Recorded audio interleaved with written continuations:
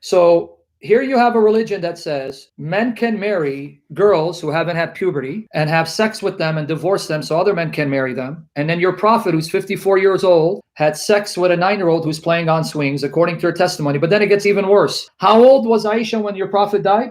She was 18. So are you okay that your prophet left his wives widows? Aisha was 18, never being able to marry ever again and have children, because the Quran in chapter 33, verses 53 to 54 says that no one can marry any of the wives of Muhammad after his death. So not only did he take her when she's 6 and then have sex with her when she's 9, he then left her widowed at 18. She could never marry and have children, and she lived way beyond her 50s, and he left her in that condition. And you're okay with that? Please tell me you're okay with that. Okay, now let's talk about Jesus in your Quran. Since I already told about Muhammad, let's go to your Quran. Go to chapter 3, verse 42. I don't believe this is the real Jesus or the real Mary, but since you believe the Quran, you believe this is Mary and Jesus. That's fine, so we'll just go with it. And remember when the angel said, "O Mary, surely God has selected you, purified you, and chosen you over all women of the world." Wait. Allah chose Mary and preferred her above all the women of the world? Yeah, that's right. Okay, now I have a question. You're aware that the only woman mentioned by name in the Quran is Mary, Jesus' mother, Mary, right? That's right. You're aware that according to the Hadith, Sahih Muslim, Muhammad's mother is burning in hell, right? Oh, you didn't know this? You didn't know this? No, sir. Okay, No. let me give you a Muslim admitting this, and I'll give you the Hadith. Asim al-Hakim. Here it is. I'm going to play it for you. Hold on. Why are the Prophet's parents in hell? Fourth question is, why are the parents of the Prophet ﷺ in hell? This question you do not ask me about. This question is something that the Prophet himself ﷺ told us about, and the hadith is in Sahih al-Imam Muslim. I didn't know about this, but no. Are you okay with it now? How to explain this? Are you okay with it now? I don't know. You're going to go to the hadith. In the hadith, I give you the link. Abu Huraira reported Allah's Messenger as saying, "I sought permission to beg forgiveness from my mother, but he did not grant it to me. I sought permission from him to visit her grave, and he granted it permission to me." Now you got it, right? So the Sheikh wasn't lying. I'm not lying, right? Yeah.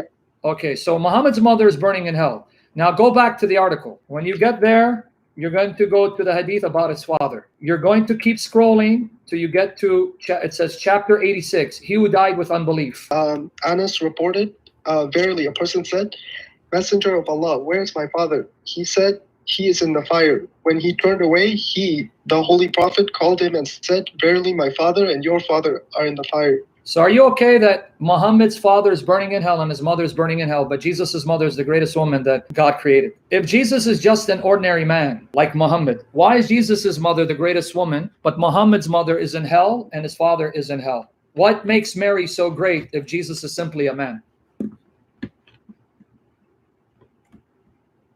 As you're thinking about that, since you're in the Quran, let's go now to chapter 19 of the Quran, Surah Maryam, a chapter named after Mary. All of this the Muslims won't tell you. They're going to hide it from you to deceive you, which is why Satan duped you into following this son of the devil. And go to chapter 19 of the Quran when you get there. Let me know. Okay, yeah, I'm here. Read 16 to 19, verses 16 to 19. Chapter 19, read verses 16 to 19.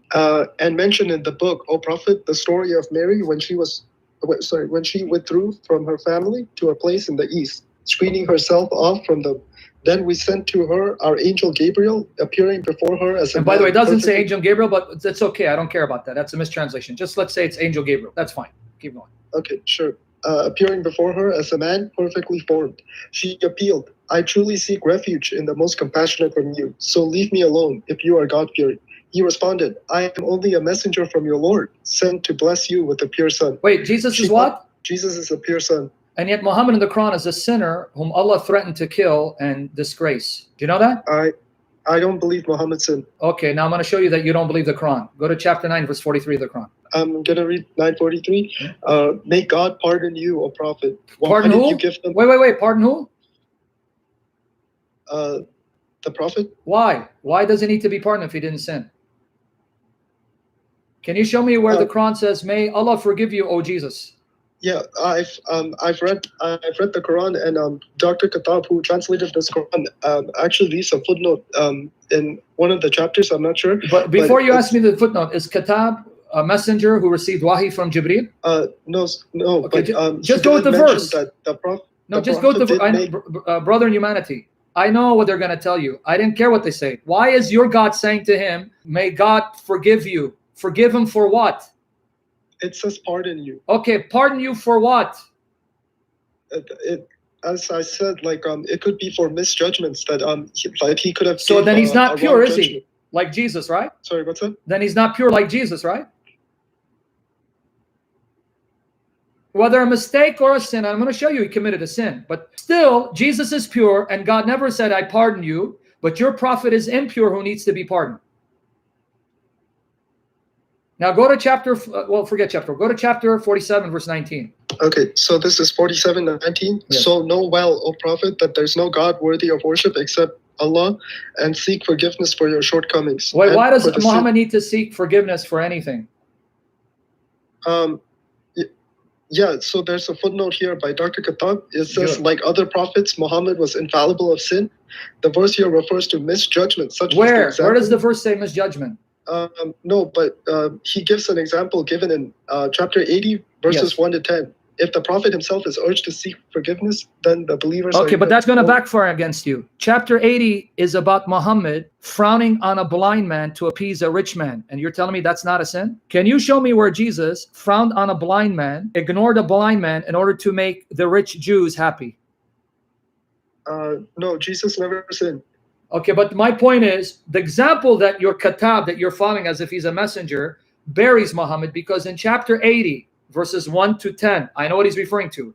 It says, he frowned, your prophet frowned on a blind man, made a blind man feel bad because your prophet was busy trying to appease a rich Arab, pagan, when a blind man came asking his advice. And you're okay with that? Yeah, I did read about that. And I did read that when Muhammad did that, there was a whole chapter, there's a whole surah. Yeah, chapter about that blind 80. man. That's the one. Chapter 80, what Katab is referring to. So you're Yes, okay. You're okay that your prophet frowned on a blind man, made him feel bad because he was busy trying to appease a rich Arab pagan. Just tell me you're okay. No, that's not okay. But Muhammad himself It's not said okay. that he felt bad, and Allah Oh, so it was a sin. revealed a surah about the blind man. Oh, so Allah revealed a surah showing that your prophet made a mistake by making a blind man feel like garbage, something Jesus never did. Thank you for admitting that. Yes, Allah revealed a surah about the prophet's misjudgment. Just repeat it again because we're hearing you. You just admit to everyone, Muhammad frowned on a blind man, made a blind man feel so bad and worthless because your prophet was too busy trying to appease a rich Arab pagan to convert, and your God rebuked him for that misjudgment, whereas Jesus never made any blind man feel bad, but actually healed them according to your Quran. But Excellent. You don't have to bring up like Jesus, like Yes, peace I be do. upon him, but I have to bring Jesus because Jesus, your Quran says, is pure. And unlike your prophet, he healed the blind man. He didn't make blind people feel like garbage.